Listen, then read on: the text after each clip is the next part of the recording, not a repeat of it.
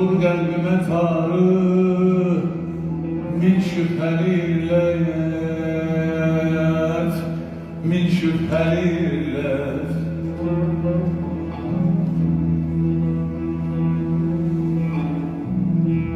Duyduqca əvət, pərdəli hikmətləri hər an, min dürlü həqiqət, min dürlü müammalı həqiqət bana xəndan, həbsində də zülmət,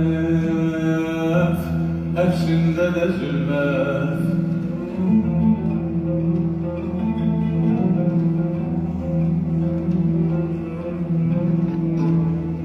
Bülbüllərin əlhamı çiçəklərdəki əlvan, ya şöyle-i ecran, olmaz şu benim çıldıracak gönlüme el ayan, bilmem bir ham.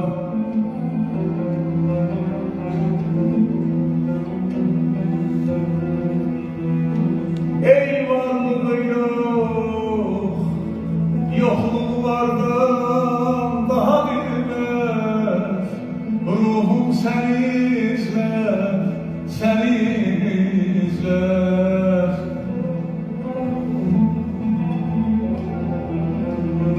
Lütfet o güzel çöhreni bir an bana göster, kalbim seni özler,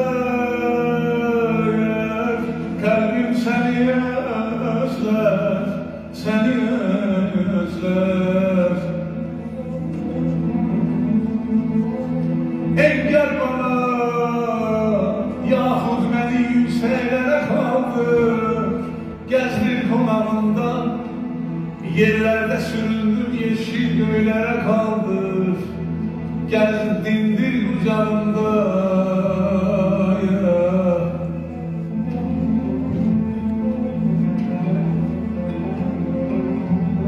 Kaldır beni bir seyredelim, hoş mu güzel mi cennette melekler.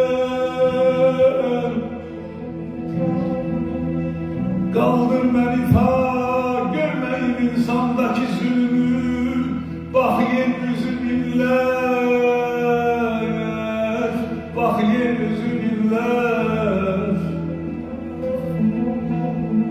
Ya Rab, ya Rab, bu cinayet, bu sefalet, bu kıyamet bulmaz mı nihayet? İnsanları xəlq etmədə var bəlkə nə hikmət, İblisə nə hacət, İblisə nə hacət.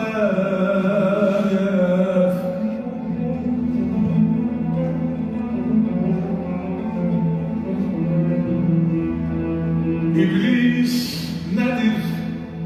Cümlə xəyanətlərə bais, ya herkese hain olan insan nedir? İblis